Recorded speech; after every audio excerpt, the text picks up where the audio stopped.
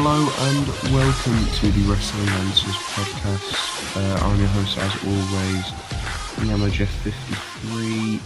Joined as ever by my wonderful co-host, Joebot 22. Hello. We're all here to have a whapping good time. Yeah. That one was off the dome, everybody. That was not. We just went for it. Straight off the cranium. Exactly. Anyway, I think there's not really a lot to say today. We are doing this one on the Tuesday it's going out, which is, I think it's the first time it's happened since the first episode. So, Yeah, I guess we're we're up to normally date. pretty prepared with this, but Yes, yeah, I think there's circumstances leading up to this one have made it a bit more of a pain to try and record. But we move. Talking of move, why don't we move on to our first topic? Ha ha ha. hey. Yeah. So the first topic this week, because obviously we're only 5 days out of WrestleMania now, because WrestleMania, of course, is starting on Saturday this year, as it did last year. They always have cheeky little battle royal at WrestleMania, Andre the Giant Memorial Battle Royal, right? So I thought, what better way to start our show than with the way that WWE start their show than with a topic about battle royal matches. Not the Royal Rumble, I will point out. There is a difference, because in a battle royal, everyone starts out in the ring. In a battle royal, everyone starts out in the ring. In a Royal Rumble, people come in at like intervals. So, Joe, what do you think about a cheeky little battle royal? Oh well, I think cheeky is just the word to describe it, isn't it? It's such a good concept. I love battle royale matches. They're just a bit of fun. They're not meant to be taken seriously. You can add in a few little sprinkles of story elements in there as well. But they're basically just a way for them to show off the jobbers. Like, you won't really see like John Cena competing in a battle royale that often, but it's a good spotlight on lesser developed wrestlers. It's a nice way for everyone to get spotlight, and also something good can come out of it. Like, maybe like they can become like a contender for a title, or they could win a title. Um, but yeah, I just think they're really good. Um, I know that's kind of controversial opinion, because some people find them a bit boring. Well, personally, I like. I think that's a perfectly fair viewpoint to take. I would say personally, I don't mind a battle royal. I think a big problem with a lot of battle royals is they all seem to boil down to the exact same match at their core. Everyone starts in the ring. You have like a big flurry of people getting thrown out in the first couple of minutes, and then it just devolves into people doing like individual spots, and then you get down to your last 2, 3, 4, and then they pretty much just have like a who can throw each other over the top rope first match, which I guess that's what a battle royal is. So but it's more like a fatal four-way or triple threat, one-on-one, whatever, when you boil it down to the last couple. But I think it's hard to do a unique kind of battle royal these days. I seem to say that a lot about these match steps. I said it with a steel cage. I said it with I think it was Falls Count Anywhere. Problem with a lot of these matches is they don't have a huge amount of room for variety. Like Battle Royal, the only real variety you can get in a battle royal is how many people you have. So like you could have, I remember I think it was SmackDown. They had like a 53-man battle royal or something stupid. Yeah, Like I the only remember that. real variance you can have for battle royals is the amount of people in the ring, because they all just sort of feel the same to me. Not to say I dislike them, but typically they're not very unique, I guess, you know? I think it's why you don't see them very often, maybe. And also because WWE they just don't have enough people to do a big battle royal anymore. Yeah, not anymore. Because they just fucking sack all their undercard.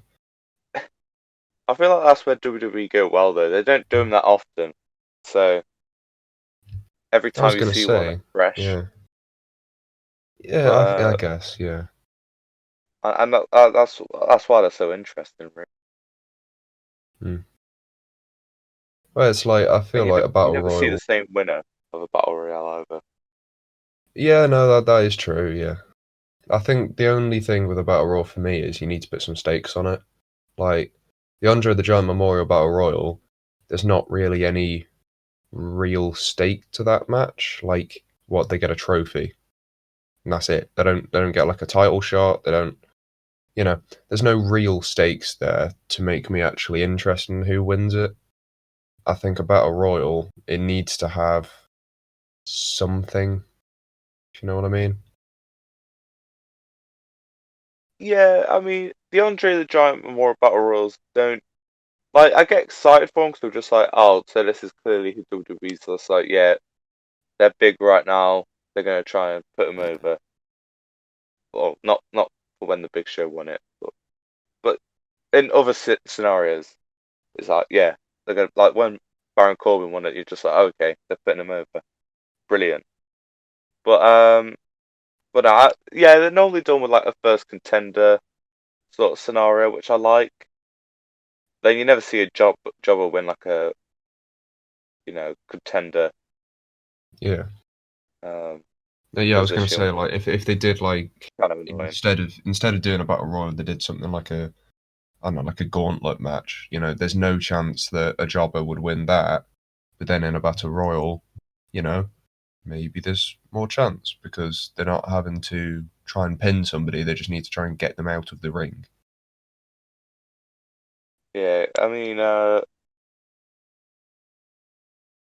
just thinking of the one where Hornswoggle won now, and then he got to meet Santa. That was That sounds like a very 2011 Raw kind of thing to do. I think it was actually 2011. Someone can look it up. Yeah, put it in the But comments and leave a like. I would say, oh, leave a dislike, but it's not my video.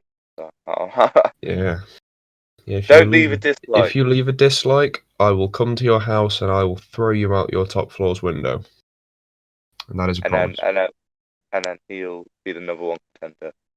Yes, I'll throw you out at the top floor of the building, and as long as your 2 feet touch the ground, then I'll win. Vince McMahon will be coming down the driveway. Restart the match, damn it! Restart the match. Yes, yeah. Busted his quads getting out of his car.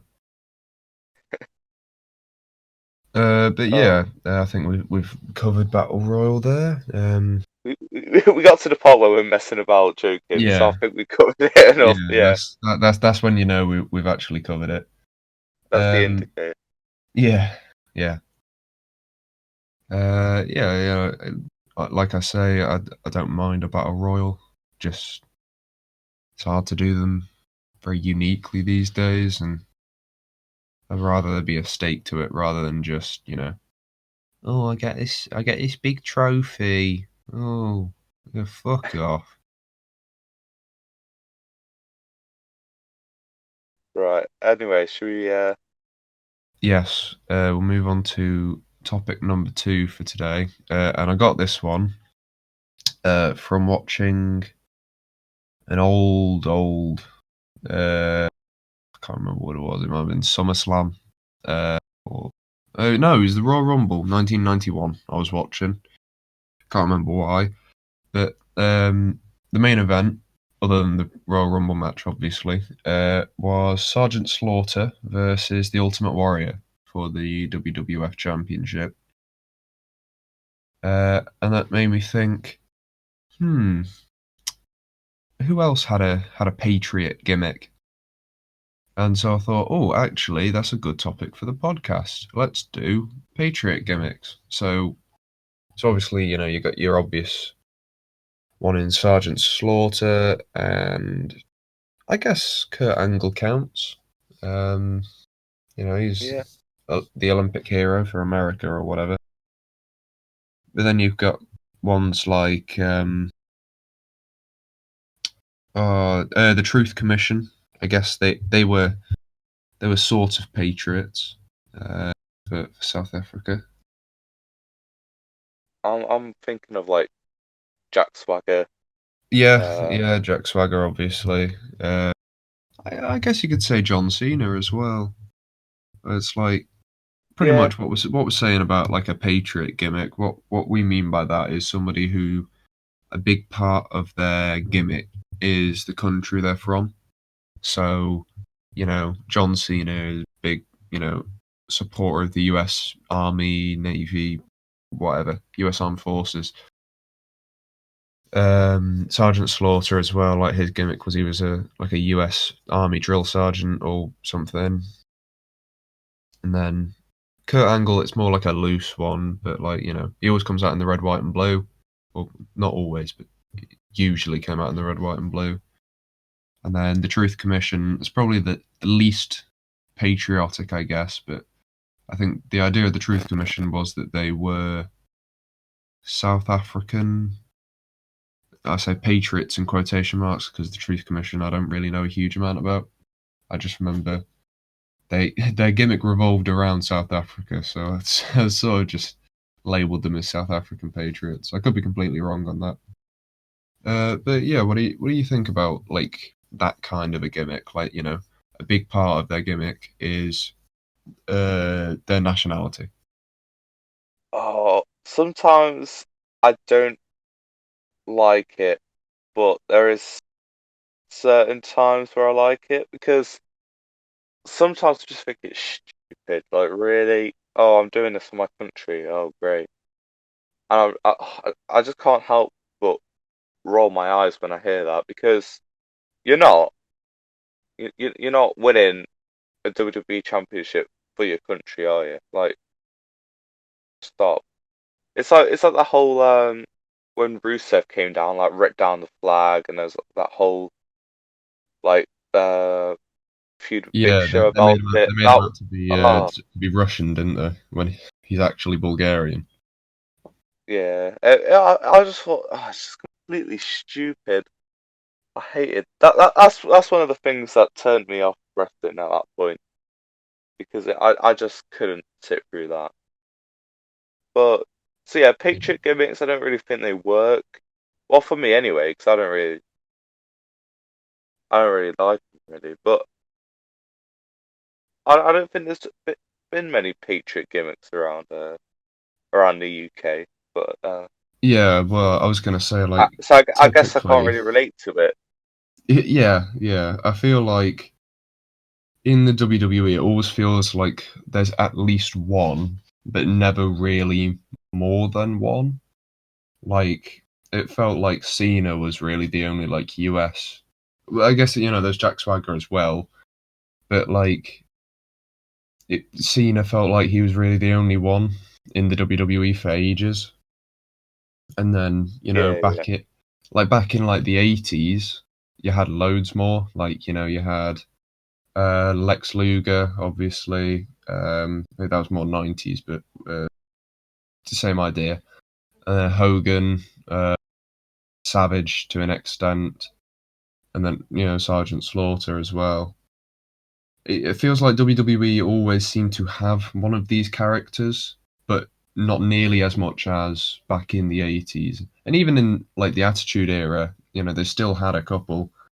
I remember it was the very start of the Attitude Era, but they had the Patriot in a feud with Bret Hart. His gimmick was literally that he was the American flag or something like that. It was pretty dumb, but yeah, But yeah, so overall on Patriot gimmicks, I'm pretty negative. I can't think of many examples where I like it them. I mean, works. Yeah, I like the wrestlers. I just don't like the don't like the gimmicks gimmick. usually. Yeah, yeah, no, I get So you. I guess you can make a distinction between that, but I don't know. It just annoys me whenever I see a Patriot gimmick. I'm just like, oh, here we go again. Yeah, yeah, no, I agree with you on that point. Really, I've never been a huge fan of Patriot gimmicks. I've always thought they're a bit. I don't know. I'm struggling to find the words for it. Really, they're just a bit overbearing. Maybe I don't think that's the word either. But you get what I'm trying to get across, don't you? Like, I get what you mean. Yeah, like like they're too focused. That I don't know. I don't know. It's hard. It's hard to yeah, describe. But I get it what you is. mean. It is hard to describe it. Yeah, it's just Patriot gimmicks for me. They're just one of those things where it's like doesn't work for me. It I completely feel agree. like they're trying too hard. Although you got to think like if like say Wade Barrett returns tomorrow and comes out as Sergeant Britain, would we enjoy that more or would we not? We would Well, never I know. feel Obviously, it like would never happen. But well, yeah, I feel like it's more like I think you've already said it, but it's more because we don't really relate to it as much because you don't get like the English kind of ones anymore. Like I'm sure you would have back in, like British Bulldog, for example. You would have got ones who are like, he, okay, so he's not really like a British patriot kind of a guy, but he's still, he always brings the flag. He always brings the Union Jack with him to the ring and stuff, and like he's got it on his gear and all that. So like, yeah, I wouldn't call him particularly like a British patriot, but he's the most British representative kind of patriot that we've got. So yeah, I think maybe the reason we don't really like him as much as say the Americans, and that's why the American patriot gimmick works so well, is because there's not nearly as big a sense of patriotism in this country as there is in the US. I think with the US, it's more ingrained in their culture, sorry, to be like supportive. They pledge to the flag every morning in school and stuff. Like yeah, everywhere you go in the US, you see a fucking not Union Jack. You see the fucking stars and stripes every fucking place you go. So it's like it works a lot better for them because of their culture. However, here, I don't think it would work nearly as well, and it's why we don't like patriot gimmicks because, like, A, they don't relate to us because we're not American, and B, there's not nearly that sense of patriotism in our culture. yeah, yeah. I completely agree with that. Really. Yeah, it's one of those ones where it feels less like a wrestling thing and more like an actual national cultural thing. I would love to get some different opinions on this. So if you're not from the UK and you're watching this podcast, let us know because Yes, yeah, but remember to leave a comment down below. Tell us what you think about Patriot gimmicks. If you're an American, give us your opinions on them. If you're from, I don't know, Azerbaijan and you're watching, cheers. Uh, and also tell us what you would think. Is there as much of a sense of national pride in Azerbaijan as there is in the US? I don't know. I'm not from Also, do you Azerbaijan. think I'm we not should going to put? pretend to know. Do you think we should put subtitles on these videos? Yeah, so you can read it in your native language, which, like I say, I'm not going to pretend to know what it is in Azerbaijan because I haven't been there. But Right. yeah, I think we've said what we need to say about Patriots, Yeah. or Patriot gimmicks rather, not just Patriots in general.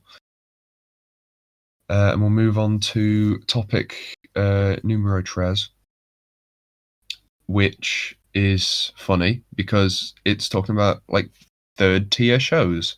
So this would be back in the day. I It would didn't have even been. pick up on that. Oh my god. Nice. Very smart. He's Uh, planned it. He's planned it, guys. Planned He's it planned it. very far in advance. Even though I only gave him this list last night. Um, so back in the day, when I say third tier show, I mean stuff like Velocity back in the day. More recently, you would have had Superstars and Main Event, especially because they're still doing Main Event. I don't know if they're still doing Superstars, but it's like It the can't one be, where, surely. yeah, where it's the third tier show. What I mean by that is, you got your first tier one, which traditionally would be Raw. I think now you can make an argument it's SmackDown. Then you got your second tier one, which traditionally be SmackDown. Now you make an argument for it being Raw. And then obviously you've got your third tier show. So that's this pretty much. It's usually like an hour long.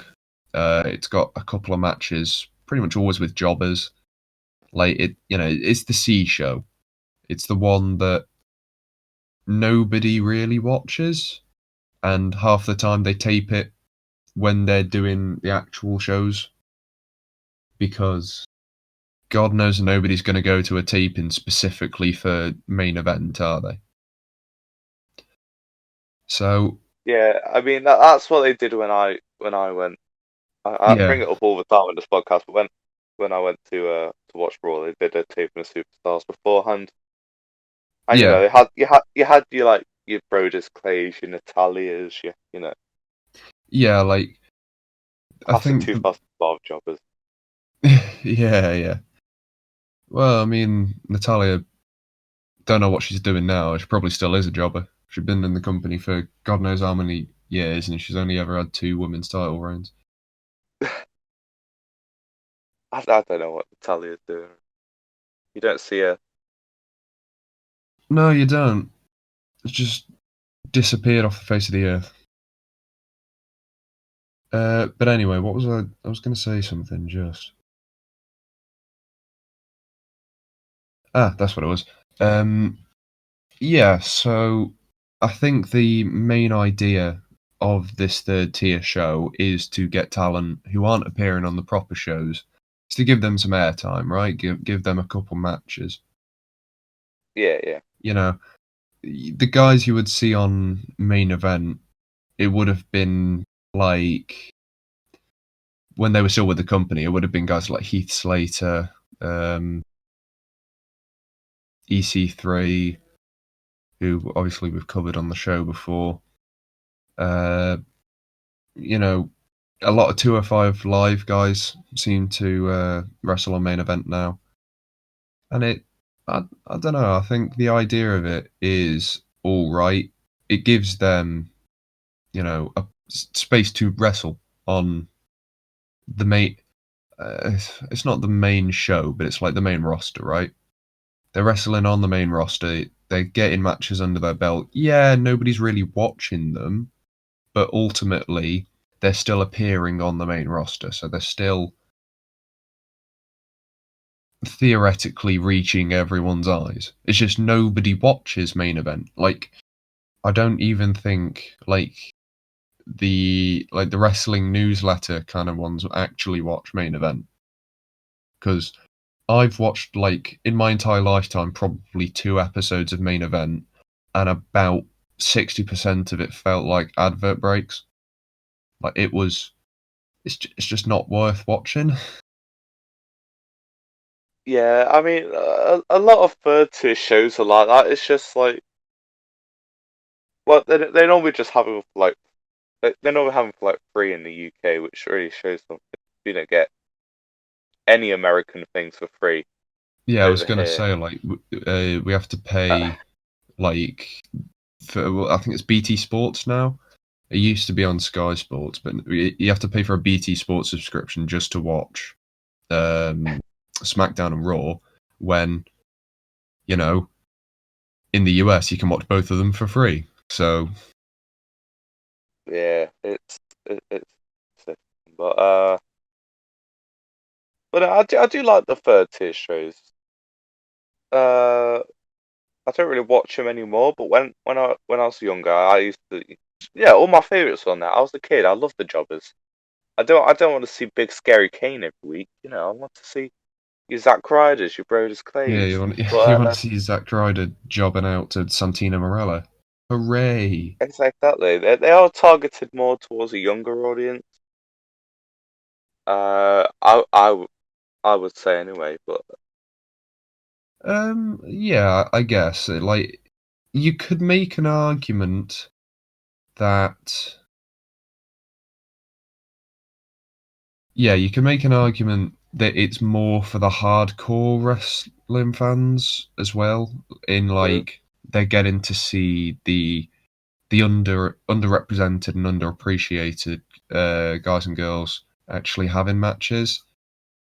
But then like yeah, you make the argument it's also for the younger kids who they don't like in the UK at least they don't get to see Raw and SmackDown live because a they're at like they start at midnight and they end at 3 in the morning, and B they're on these pay for channels like BT Sports, and obviously back in the day they used to be on Sky Sports.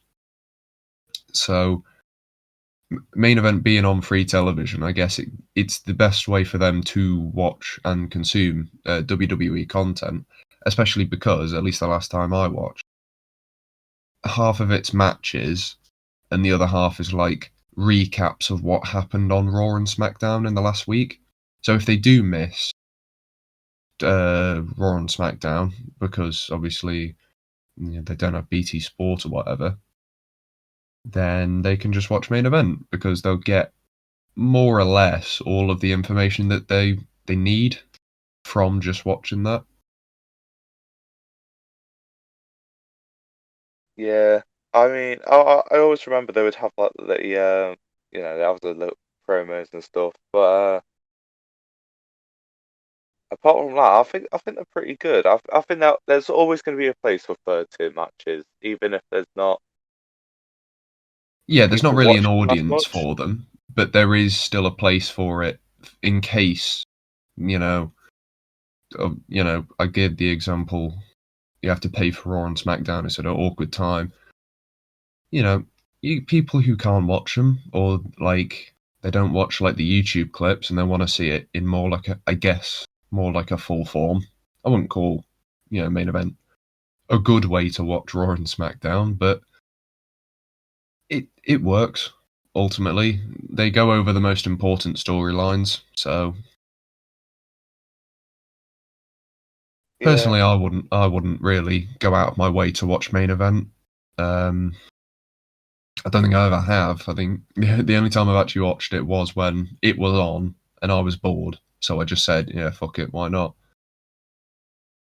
But yeah, I think for people who they don't use like the WWE YouTube channel, which to be fair is actually how I consume most of my wrestling stuff now. It's like it's how I keep up to date is I watch like the clips on their YouTube channel. I don't really watch, the week by week show. I'll watch occasionally some of the pay-per-views and obviously WrestleMania's this weekend, so um potentially we might have a WrestleMania review special. Ooh, who knows?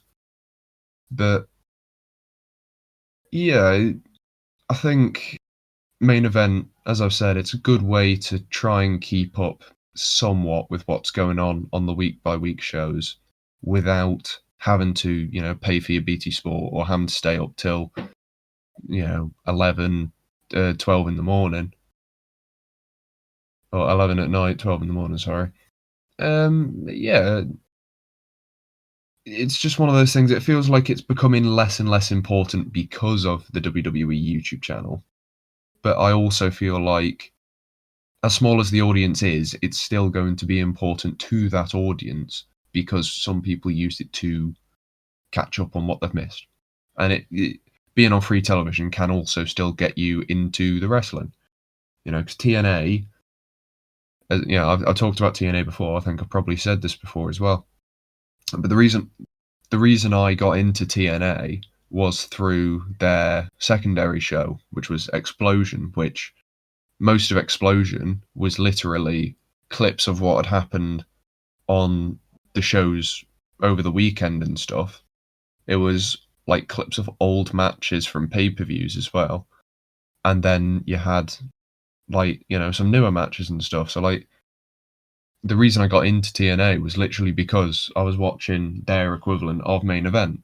So, I see the appeal and I can see it can bring in a new audience. I just feel like the WWE YouTube channel sort of does Main Event's job for it. The only thing Main Event has going for it to set it aside from the WWE YouTube channel now is it has those matches for guys and girls that aren't appearing on the main show. So, you know, it it's a bit of a weird situation, really. I feel like when crowds come back, we might see it disappear, which is a shame. But yeah, Yeah, I could see it going away, which is a bit sad. But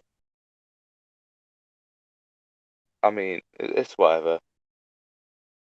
No yeah, one will as really we've said, miss it that much. like as we've said, really, we didn't like watch it, and if you were trying to catch up on your WWE stuff, the YouTube channel just gives you, the specific highlights of what you would want to watch, rather than Main Event where you have to sit through like a 7 minute match between, I don't know, Shayna Baszler and Dana Brooke, where it's like 6 minutes of rest holds and then someone hits a finisher and it's over.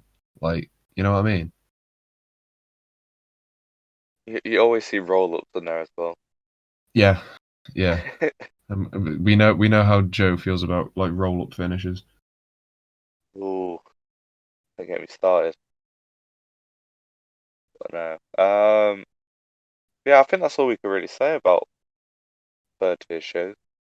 Yeah, they have their place for now, but I feel like when crowds are back, which I mean, apparently there's going to be crowds at WrestleMania, so it could be very very soon that like Raw and SmackDown are back in stadiums and whatnot. It does feel like it could be going the way of the dodo, unfortunately. Yeah. Uh, that's all we can know. It's just sad, really. But yeah. Yeah, so it's been a staple of WWE's programming for years, and it just feels like even since it came in, like the third tier shows, even since they came in, they've just felt like, oh, okay.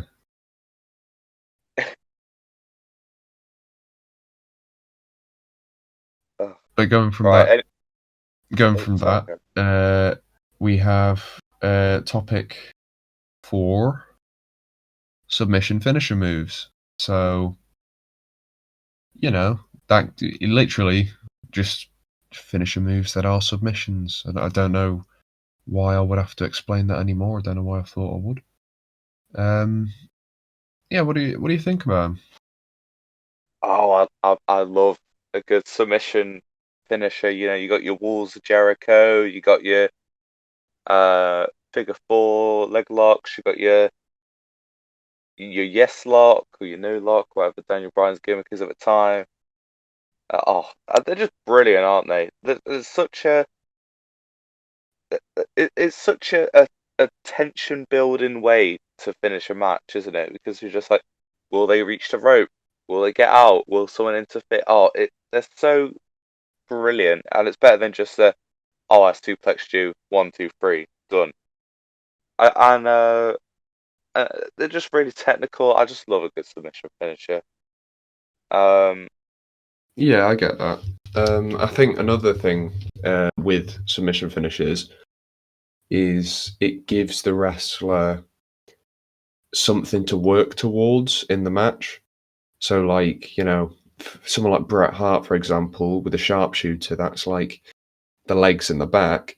He's got all sorts of moves to weaken, like your leg and your back and stuff. He's got like his side Russian leg sweep. He's got like back breakers and stuff. He's got like elbow in the knee and stuff to weaken the legs to get ready for the sharpshooter. Like a good submission finisher is one that you can like weaken somebody down, and then when you put that finisher on, so like for example the sharpshooter, it just means all that like building and pre-planning before in the match. It means that submission finisher is very, very likely to be the end of the match. And it's like, it really works. I think it's a great idea for building tension within the match. It's like, oh, will he be able to get it on? Will he be able to slap the sharpshooter on whoever, And like, if we use Bret Hart again as another example, when he was wrestling someone like Yokozuna, because Yokozuna is such a big, heavy guy, and like his legs are like so thick, he's not going to be able to put on the sharpshooter. So having the finisher be such like a devastating submission, it also creates an element of, well, what's he going to do to get around the problem of him not being able to use it? Like with Yokozuna, because Yokozuna, he's so wide, to say it nicely. He was so wide that there was no chance he was going to be able to get the sharpshooter on him. Once he gets the sharpshooter, well, he has to work around it and he has to change his style of wrestling. I just think something like that, maybe it's more indicative of Bret Hart. I'm sort of just going on about Bret Hart, but yeah, he's one of the best examples. It shows they have to change their style around and try and build to something else instead. I think it shows great versatility in a wrestler, and I think having that move to build towards gives a match a purpose. Like, it means when the wrestler is in the ring, they can do whatever, they can just do whatever it takes to try and build to the finish. Like, who else would I use as an example? Like Ric Flair would do like a knee smasher or something, or Becky Lynch does like arm drags and like arm takedowns and stuff to weaken them for the disarm her. Charlotte Flair obviously does leg moves as well for the figure eight. Sasha Banks does like the back and stuff because she does that backstabber. So she does the backstabber and then she puts him in the bank statement. Like, I just think having a submission finisher allows for a greater build in the match to make it feel like that move is going to be much more deadly than it could be. However, I also feel like now we don't get nearly as many submission finishes as we used to, because like everyone, I think the style of wrestling these days is everyone's trying to be flashy, right? They're trying to make their finishes as flashy as possible, and they're not really going for like the mat based approach that you would have seen in like the 90s. Obviously the women's roster, three of the biggest wrestlers in the roster, that being Becky, Charlotte, and Sasha. All three of theirs finishes are submissions. So I guess that sort of disproves my point a bit. But when you think of like male wrestlers, other than Daniel Bryan, I can't really think of a male wrestler whose finisher actually is a submission. AJ Styles has the calf crusher, but it's not really a finisher.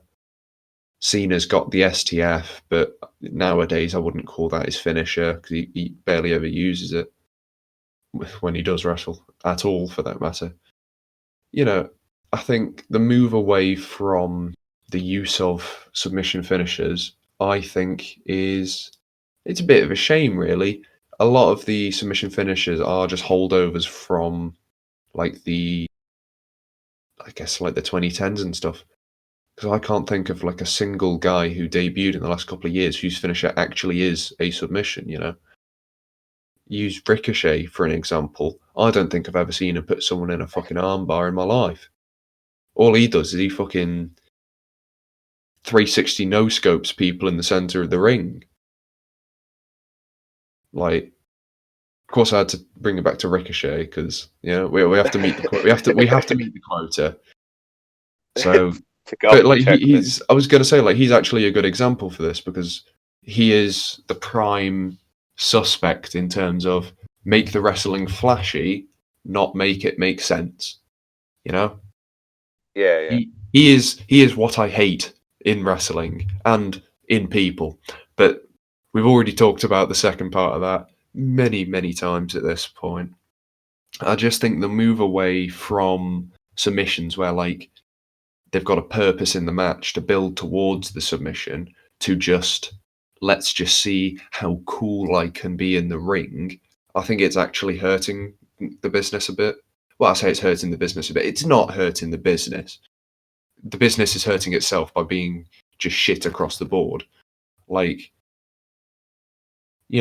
people thought, oh, AEW is going to bring everyone back to wrestling. No, it's not. No, it hasn't. Nobody.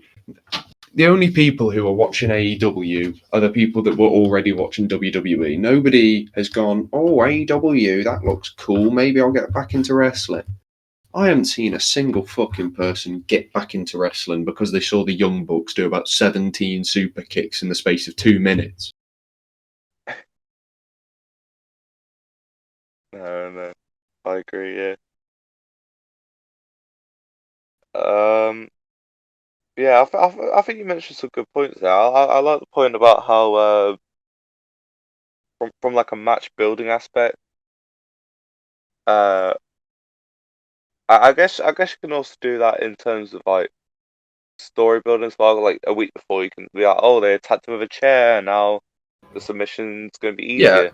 Yeah, no, I think like even just like story building, I think it works. Like the even just like obviously I was using the example of one person, the other person as well. Their whole plan in the match could be to avoid getting hit in certain areas and stuff. Is to avoid them being able to put on the submission, and like that just works to build the submission up. It's like, oh shit, this is a scary move. I don't want to be put in this because I'll fucking my ankles will shatter or some shit like that. Yeah. But no, oh, I can't. I don't think we can really say anything more, can we? Because it's not really. It's a very broad topic, but also Yeah. there's not any cons with it really because it's not really seen today. So it's I was gonna say like the only real con I can think of for a submission is they're not flashy, which is what the modern style is yeah, sort of building towards, and it's obviously why we don't see as many submission finishes, as I said. But I still feel like submission finishes should have a place because it's, I wouldn't want to be put in like a coquina clutch or something, but at the same time, I wouldn't mind. Well, I say I wouldn't mind if I had to take, if I had to be put in a coquina clutch by Samoa Joe, or if I had to take a super kick from the Young Bucks, I'd much rather take the super kick because it's not as it wouldn't be as painful, would it? Put in a fucking coquina clutch by a very large man, getting fucking choked out. That seems much more scary to be put in than getting kicked by some fellas who slap their thighs when they do it. Yeah, I completely agree.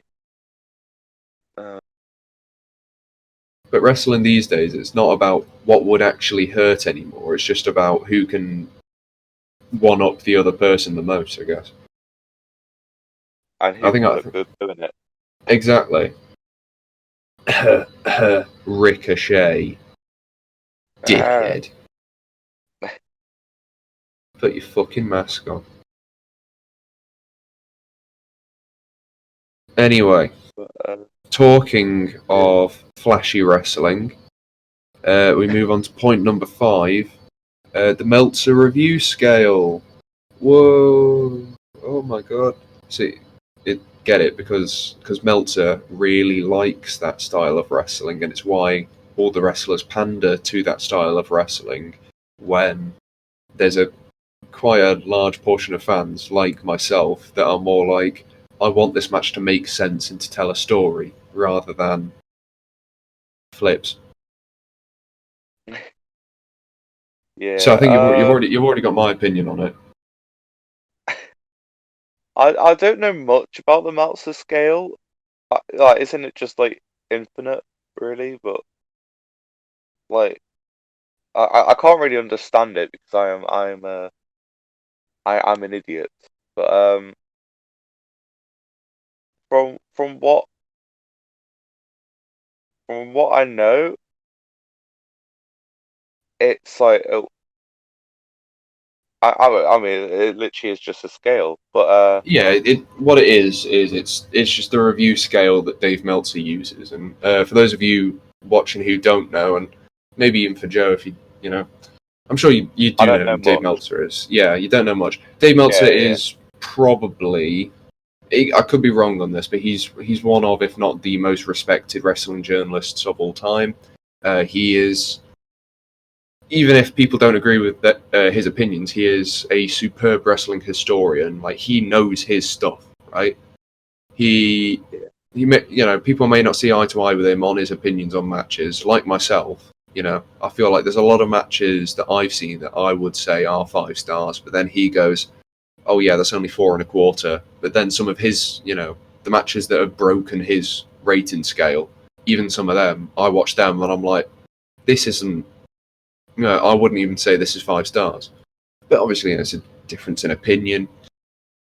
And I think a lot of people put a lot of weight on the Meltzer scale because it's sort of like, how film critics, there's a lot of very, very well respected film critics. I can't, something Ebbett. I should know this because I'm actually going into working in this kind of field, but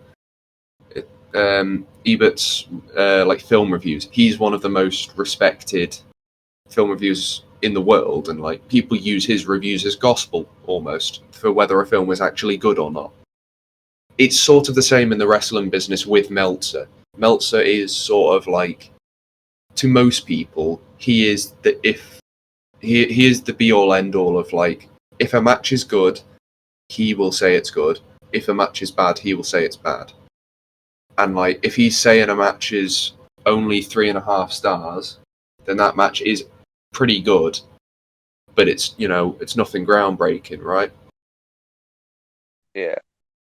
And a lot of people, including myself back in the day, I used to sort of use this in argument. I would say, but that match has to be good because Meltzer gave it 4.75 stars, right?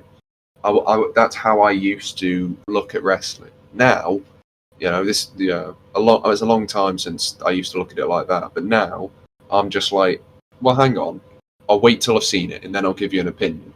It used to, for me, be, well, the public reviews are set, like, Meltzer's review is saying this match is 4.75 stars, so therefore this match must be nearly perfect, right? and then, you know, I'll go and watch the match, and I'll be like, oh god, this match is crap. And I'm like, maybe I'm in the... I used to genuinely think, if I didn't like it, I was in the wrong for not liking it. Because I used to take it as gospel. Because that's how the wrestling, especially like the internet wrestling community, the way they used to look at it was, like, everyone would try and suck up to Meltzer. Because Meltzer's, like, he's this big, respected industry figure. But now, you know, pretty much ever since I stopped using it, not saying it's because of that, obviously, but I feel like a lot of his stock in the industry has gone a bit. I think it's because he's had like incidents and stuff where I remember he was on the Figure 4 Wrestling or Figure 4 Weekly or whatever his newsletter's called. He was on the podcast for that, and he's made like comments that people took umbrage with. I remember he was saying something about, I think it was Peyton Royce, because it looked like Peyton Royce had put on a lot of weight since she was in NXT, and he made a comment about it, and it's like everyone kicked off because, you know, why should he care if she's put weight on? He's just there to review the wrestling, not to review the looks of the girl, you know? And people sort of got up in arms about that. I think his excuse was he wasn't actually talking about her weight. He was talking about her getting surgery, breast enhancement surgery. But it was like the most awkwardly worded way he could have said something about it.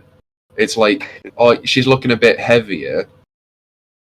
You could have just said, well, you know, I didn't even know why he was really giving his opinion, because he's supposed to be this, like, he's supposed to be this figurehead of the industry, like the reviewing industry, and he's just going, oh yeah, she was fitter in NXT when she didn't have the big fucking comedy tits in, or words to that effect. Obviously, he wouldn't say that, but Yeah. you know, it was one of those things where it's like the cracks are starting to show here. Maybe he isn't. Maybe we shouldn't see him as this like all-seeing wrestling opinion god, right? Because he's just talking about how women look at this point. Like, he's making comments like, "Oh, yeah, she was better when she didn't have her fake tits in." Like, I think after that, a lot of his stock is gone, and like his refusal to comment on certain things as well that happened in the British wrestling scene. I think it was last year, like start of lockdown kind of time.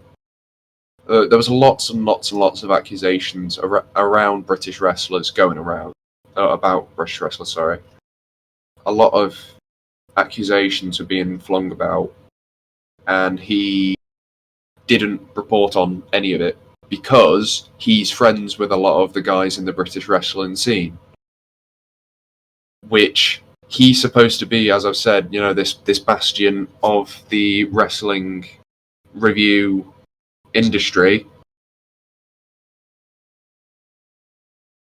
And then he's refusing to comment on what is a very big situation. It's something that needed talking about, and he didn't say anything about it. Yeah, Uh, that's kind of yeah, messed up. But, yeah. I'm not going to say what was going on in the British wrestling scene at the time, but I think you can probably glean from what I'm like getting across here. You can sort of glean what was going on, and if you really want to know, trust me, you'll be able to find stuff about it. You just won't be able to find very much about it from Meltzer. But yeah, I feel like I'm sort of just talking about Meltzer himself here. I feel like the Meltzer scale actually has had a negative impact on wrestling as a whole, because, as I said, it feels like sometimes wrestlers they're wrestling for him rather than wrestling for the sake of wrestling. Like, they're wrestling to get his approval, pretty much, is what I'm trying to say. It feels like, you know, they wrestle certain ways to get good ratings off of him, rather than trying to wrestle to have tell a good story. Like, I think the biggest offenders in this are the Young Bucks, who I guess it's sort of ironic as well, but like it's very well known in the industry that they are good friends with. They're good friends with Meltzer, and they've got a move literally named after him. Like one of their tag team finishes is called the Meltzer Driver. Like So it, these are the guys who are booking the US's second biggest wrestling promotion, and like their entire shtick at the minute, or I don't know if it is now, because obviously I don't watch AEW now, or ever really, but their whole shtick has always sort of been, at least since it became the Young Bucks, trying to wrestle to what he wants. And I think because they're such like a big figure in the industry, I think that has hurt the industry quite considerably, because you get like younger guys, they're trying to wrestle like them rather than trying to wrestle like an older style, more akin to someone like Nigel McGuinness or Daniel Bryan. Like they are, I would say, obviously McGuinness is retired now, but they're like the last bastions of the modern style that isn't trying to pander to what Meltzer wants. Guys like Kenny Omega, the Young Bucks, Will Ospreay, like a lot of, I say a lot of, like quite a lot of the New Japan guys, their style is tailored towards what Meltzer wants. Not to say these guys are bad in any way, because they're not. Like, guys like Okada's got many, many 5-star, and like even above 5-star matches on Meltzer's scale, right? Okada is one of, if not the best wrestlers in the world. So, like by my own standards, like I do think Okada is a superb wrestler. He's one of the best in the business. But I also feel like since the Meltzer scale came in, or since it became more prominent because of the scale, being broken, I think since the scale became more prominent, a lot of these New Japan guys may be wrestling more of a style that's what he wants. Perhaps it's because the style he likes is the New Japan strong style, right? So fair enough. But then it does feel like there's pander in there as well, Obviously the Young Bucks, I think there's more tongue in cheek, but at the same time it's clear that is what they're doing. Like it's clear they are pandering to what he wants them, or what he wants in his wrestling. But I don't know, like I've said it a couple of times already, I do feel like the Meltzer scale has hurt wrestling as a whole, at least. It incentivizes trying to do what Meltzer wants, because Meltzer is this big established force in the industry. And without his scale, and with maybe less prominence put on like the reviewing of matches, I think it helps. I think it would help the industry feel more natural. It like people would be less critical of certain wrestlers because they're not reaching the heights that Meltzer wants them to. I think people would be less critical of them because this doesn't exist, and they don't have to feel like, oh, if I don't get a 5-star match, I've had a bad match. Guys like Omega. As much as I dislike Omega now, mostly because I don't know, there's just something about him seems a bit off for me. But I feel like if there wasn't such an emphasis by the internet wrestling community put on the Meltzer scale, which I think Meltzer, to his credit, has actually said, like, don't use my scale as gospel for matches. I'm just one guy. you guys can like whatever matches you like, right? I do feel like the emphasis put on the Meltzer scale is negative for the industry, for the wrestlers, for fans, for everybody, because it puts unrealistic expectations on wrestlers and on what fans expect from the matches, from the action, right? Yeah. I mean, it is kind of a messed up system. I mean, you see it a lot in not just um not just wrestling, but in all sorts of industries. You know, from like movies to TVs, even games.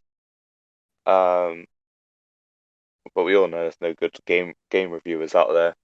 Um, but uh, but yeah, you it is kind of a messed up system because it's just like if they get a good review, there'll be more traction. Yeah, However, it doesn't make it good yeah, if I think, everyone's yeah, pandering to it. yeah. Therefore, I less think people watching there's a it. yeah, I think there's a difference between a good match and a match that Meltzer considers really good, perhaps. I think it's not like a huge difference because usually, like 9 times out of 10, these matches are actually just good on their own terms, right? But then there's that one in the 10 where the match is just built to pander to what he wants. You know, it's not like what we would consider like a properly good match. You know, it's not as like story based. It's just flippy shit, really. And I know it's a bit of a meme. It's a bit of a joke. You know, flippy shit is what guarantees you like an extra 2 stars on your match rating. But I don't know. I'm just so sick of it because it's all the same. You never see any like character building from it. And I do want to say I don't blame Meltzer for this, right? I blame the wrestling community for putting so much stock in his opinion. Because this is one guy, right? He can like whatever he likes. We like whatever we like. You know, opinions are bound to be completely different in wrestling. You know, people are going to like different types, right? Because I wouldn't say I like exactly what Meltzer likes. My problem is, as I've said, with the wrestling industry putting so much stock in what he has to say. Because yes, he's an established figure in the scene. You know, he is a well decorated author and historian for wrestling. But I do think making out like any match he says is 5 stars or 6 stars or however many stars, making out like that's the fucking be all and end all of the business, I think that's a very bad idea. Because again, this is one man. And I don't blame him for this. I blame everyone else for thinking that he is this messiah of the business. Yeah, yeah, definitely. Um, I don't know. I don't know what else we can really say about that really. Cause I'm not too sure about it really. But but yeah, I mean, I personally don't really follow um the Meltzer scale that much. But Yeah, well, I was going to say, yeah, like I said earlier, I used to follow it religiously. Like, I would pretty much let it formulate my opinions for me before I even had watched the matches. But, like, in recent times, I don't think I've looked at a Meltzer rating for 3 years now, maybe. Like, I think I looked at the Meltzer rating for Daniel Bryan versus Kofi Kingston. I saw it was like 4.5 stars, and I was like, right, now I'm done. Because that match for me is an immediate 5 stars. yeah. Should we move on anyway? Yes, yeah, so we'll move on to topic number 6, which sort of goes with sort of goes with Meltzer's scale a little bit. It's the idea of having like the traditional lockup at the start of the match. So you know what I mean, like you do like the Yeah, yeah. headlock transitions and stuff like that. Um, what do you think about it? I actually like it because it slowly builds into into the match because if they just go in, guns blazing, just punching, kicking, I don't like it as much because it's just like, oh, there we go. It could be another Brock Lesnar fest right now. Um, but yeah, I like the lockups because it shows off skill. It builds towards the match. It stretches out the runtime a bit, which is not always a good thing. I will admit. I mean, we all remember Charlotte versus Rhea Ripley. Oh Um, Jesus! Don't remind me of that. 30 minutes. Hey, don't. I was going to 30 say that minutes. match was so long for so little payoff, 30 but minutes. yeah. Oh, I'd let you get back to what you're saying. Sorry. well, no. I wasn't going to say much more, but yeah. I mean, it's just it's a slow build, and it adds a certain depth to the match because if you just go in, punch, punch, suplex, Goldberg spear, the matches I'm on about. It's not as Yes. Yeah. entertaining, but if you go in standard lockups, I mean, I think lockups um, work more when they're not in a feud. Yeah. Yeah. Yeah. Yeah, I mean that sounds a bit. I'm not too sure about that, but I think that makes sense Yeah. No, I get what because you mean. I think it's one of those things where it's like you wouldn't really want a lockup at the start of a match where it's like a blood feud. Like for example, there was the Seth Rollins versus Dean Ambrose feud from a couple of years ago. It was pretty much like a blood feud. Like they were feuding over the fact that Dean was saying it's a good thing Reigns got like leukemia or some fucking horrible shit like that. And then at their big pay-per-view match, the first like 5 minutes of it is just like lockups. And it's like yeah, this but doesn't work. It doesn't work for that kind of match. This is one of those matches where it's like the opposite of what you were saying.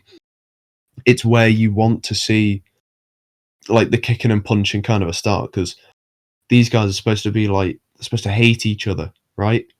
And then they're just yeah, spending ages just putting each other in chin locks, and it just doesn't work. uh, um,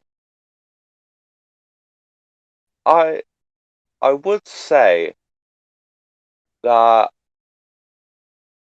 some wrestlers can't pull off lockup starts, and Oh it's yeah, I it's think not it's yeah, it's normally the bigger wrestlers who can't really do it as well. yeah. Not in a bad way. Great It's just they're code. not very nimble. Like you got to be quick with lockup starts. So I guess in that sort of way, it's more better that they do like a punchy back and forth start. That's the name Yeah, for yeah. it now. I don't know why I went punchy, but No, I but get what you mean. yeah, but no, that's really all I have for it really. Uh, Yeah. I don't know about you. No, I get what you mean. I think it's one of those ones where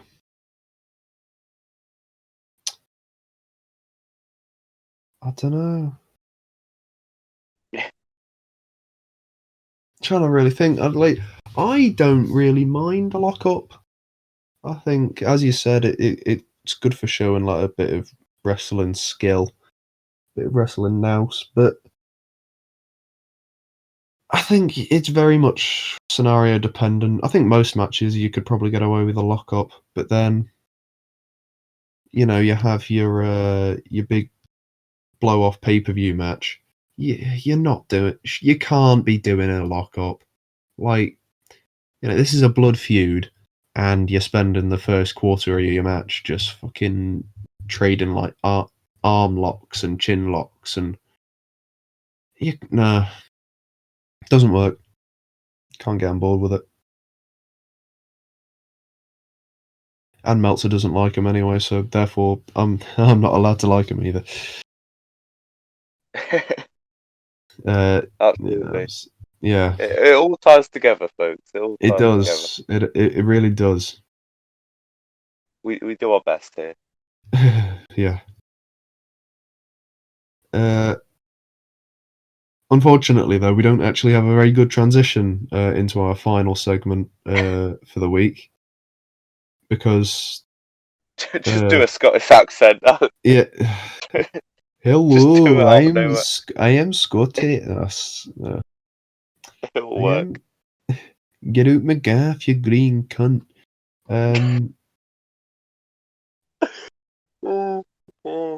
Which one of yous doesn't know to flush a toilet after you've had a shit?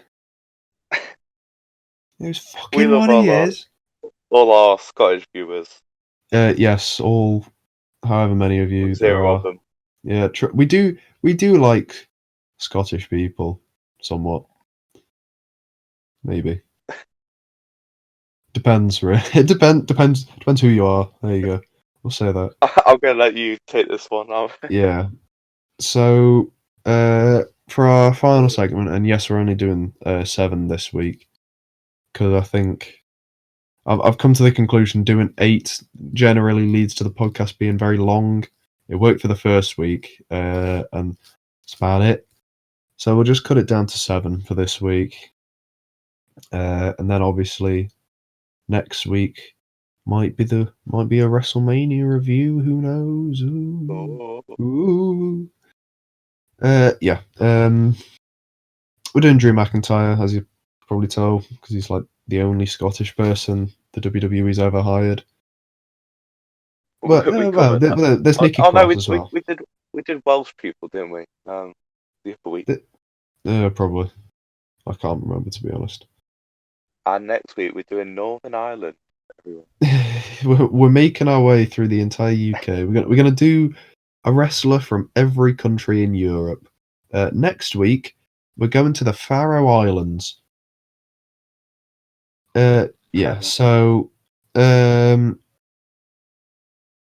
McIntyre, obviously, he's going to be wrestling at WrestleMania.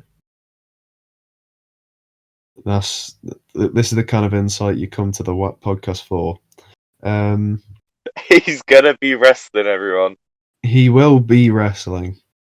Who knows? Who knows? He might not. Yeah, so he's going to be wrestling Big Bollocks Bobby Lashley over the WWE Championship. I would say I'm looking forward to it somewhat. I think there's potential for that match to be good.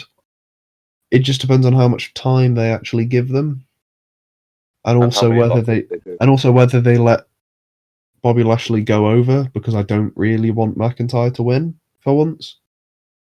Yeah, But I don't want I was McIntyre going to to win. say this is the one where I want Lashley to win, because I think if Lashley wins at SummerSlam, we could get Lashley versus Lesnar finally, and That would be that's cool.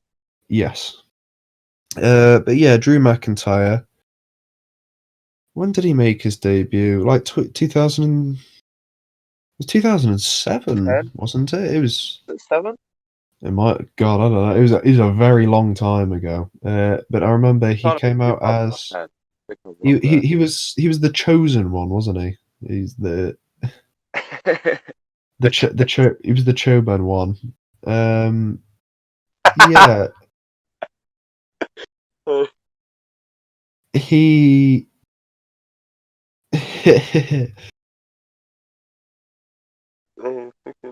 he debuted pretty much. Vince McMahon called him out. Well, he didn't like call him out, but like he called him down to the ring and was like, "This fella, he's going to be winning all sorts of world titles. He's going to be a big. He's the future of the company. He's the chosen one, right?" Yeah. So he gets pushed quite early. You know, he wins the Intercontinental Championship. He won it quite a few times. He was even in a couple of like Money in the Bank ladder matches back in the day as well. I think it was Uh-huh. WrestleMania 24. I remember him doing quite well in.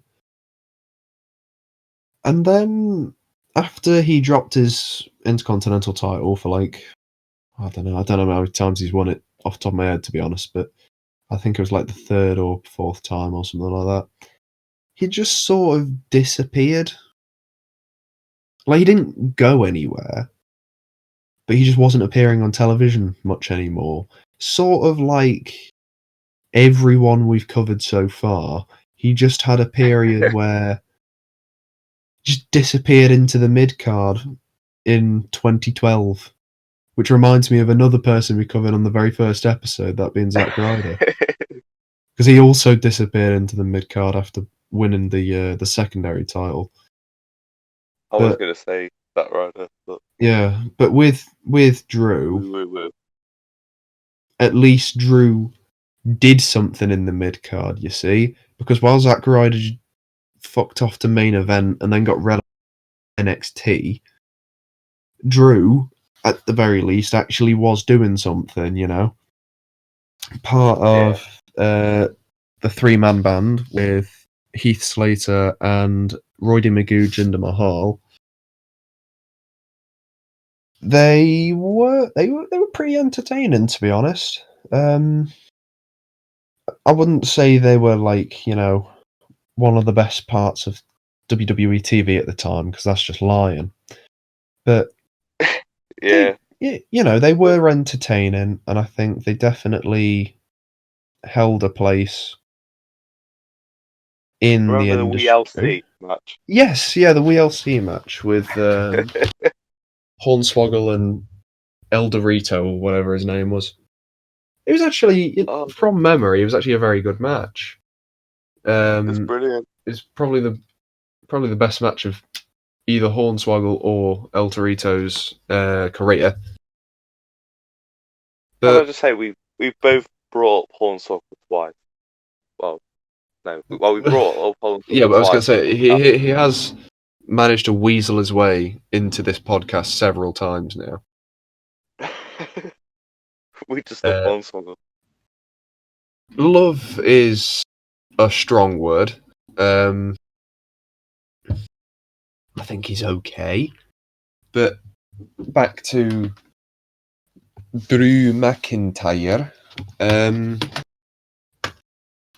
yeah, he was all right. Three-man band. They never really did anything like major as a collective. I think they challenged for some tag titles a couple times. Maybe got some like US title shots, and then they all, except for Heath, they all got sacked. Yeah. And while Jinder went off to, I don't know, start a housing company, or I think he became a landlord, actually, which is really strange. He just decided to become a home leaser, What? but whatever. Yeah, apparently, I was watching something about this. Apparently, while he disappeared from WWE, when he got sacked, he just went off and sort of became a house leaser back in Canada, which is That's probably it's a cool, I weird guess. Yeah, transition. it's a bit of a strange one. But while he did that, Drew went off and really made a name for himself on the Indies. Appearing well all over the gaff. Really, he was at he went to ICW first back in Scotland. Got really big there. Then he went over to TNA. I think at this point he was Drew Galloway. Yeah. Then he became TNA World Champion. Had some big feuds in the company. Then just sort of when he left TNA again, he just sort of just disappeared to mill about in the indies for a while again. He was very famously in WCPW, the greatest wrestling promotion of all time. I was about to say it. God's sake. And then I think after he was so massively successful in WCPW, winning the WCPW World Title, having matches with Kurt Angle and such, he just went back to NXT. And in his debut match for NXT, won the NXT World Title, and then at his next NXT pay-per-view, lost it. And then he just disappeared again. I think it was because he was injured, to be fair. But after he lost the title to, I think it was Bobby Roode, maybe. I could be wrong on that, but no, he won it off Bobby Roode, sorry, and then he lost it to, I want to say Andrade. Probably right on that. Lost it to Andrade, and then he just, he got injured in that match, and he just disappeared off telly for a while, and then re-debuted on the main roster, but not how you would expect.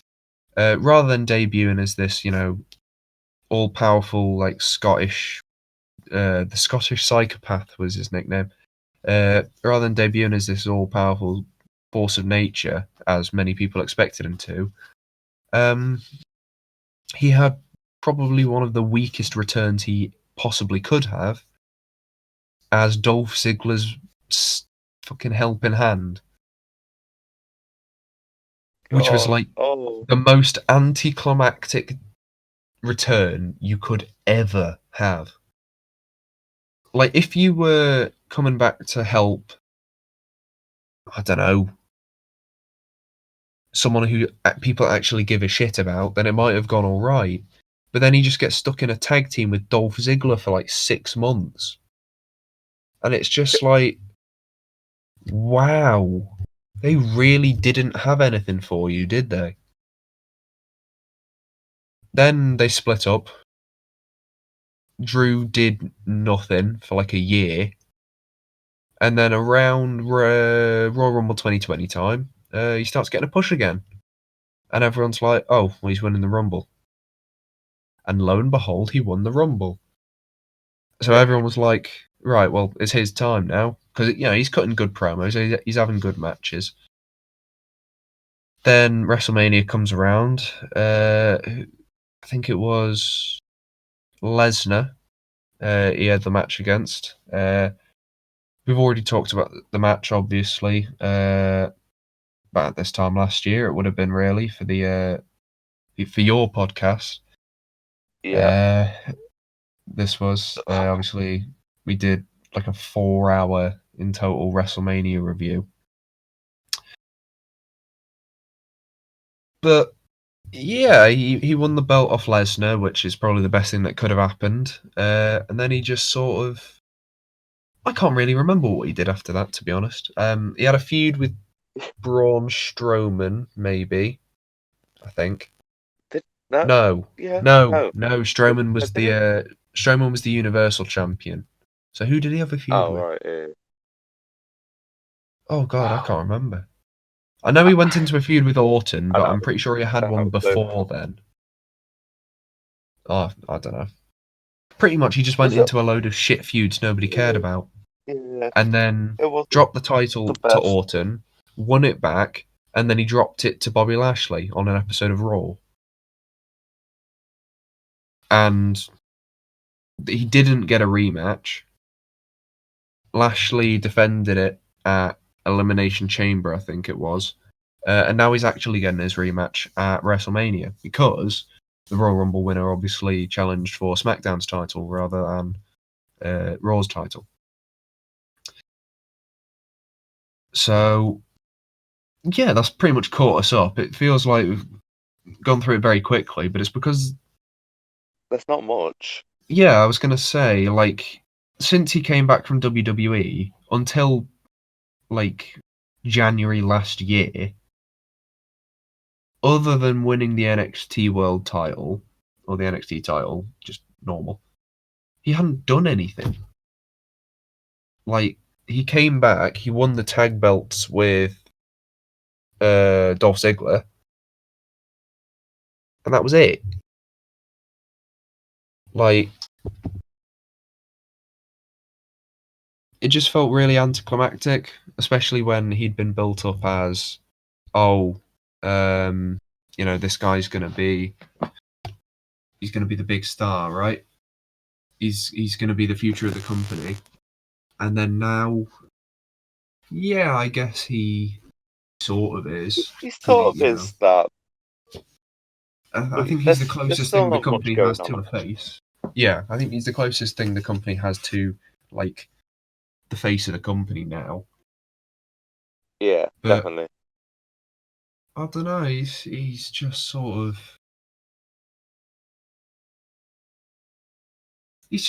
there. I guess it feels like maybe because we haven't watched the product and we haven't seen it like firsthand how good he's been. That's But true. it doesn't. He doesn't feel like he's as big of a name as guys like Roman Reigns or Seth Rollins or Daniel Bryan or any of these guys. Obviously, those guys have like a lot more history behind them when people were actually still watching the shows. Uh, but yeah, I do feel sorry for Drew because they made him a champion in probably the worst period in the company's history in terms of viewership. Yeah, that is true because we can blame it on COVID, but it also wasn't very good. But, Yeah, we blame it on the booking as well because the book, you can't just blame it all on COVID. You have to blame some of it on the booking being shite as well. don't blame it on the COVID. Blame it on the booking. Yeah. But yeah, Drew McIntyre. Like, I like Drew McIntyre. Don't get me wrong. I just feel like I can't see him being the proper face of the company. Oh The problem no. is, I don't know who would be the proper face of the company without him. And Oh I no. think that's, like I'm saying, Oh, that's we more talked about that the indicative. other week, didn't we? But Yes, yeah, I think that's more indicative of the company's booking rather than McIntyre. It's not his fault. I think it's just he's the only guy that they saw could be the face at a time when they desperately needed one. So he is, for the time being, the face of the company. no, I'm excited to see where they go with him. I'm excited for the Mania match this weekend. Yes, Um, yeah, yeah. As we've said, yeah, we see how want it goes. Lashley to win. Yeah. Uh, but I'm interested to see what Drew does after uh, the match with Lashley, because I think there are still like interesting matchups to be had. It's just they haven't got any planned up yet, I suppose. Yeah. But no. Is that everything we need to say about Drew? Really? Yeah, I don't really think there's anything else to say. We're looking forward to him, really. But Yeah, yeah, like as we say, like we are looking forward to seeing what he does. It's just we don't know what he will do. yeah. Uh, he's had a complicated history, really. Yeah, But no, I think the future's looking bright for him. yeah. But no. But yeah, I think that's really all we've got to say this week. Um, Next week, obviously, WrestleMania, so we'll definitely be talking about that.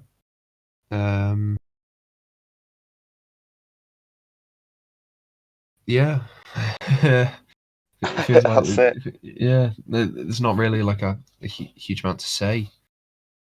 Um, But yeah, definitely stay tuned for that because I think the WrestleMania podcast will be a good one. yes, yeah. But with that in mind, thank you guys for listening, because there's not really a lot to watch.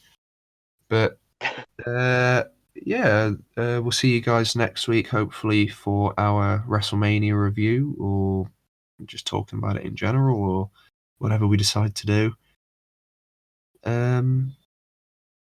Yeah. See you guys. See you guys then. Bye bye now. Bye.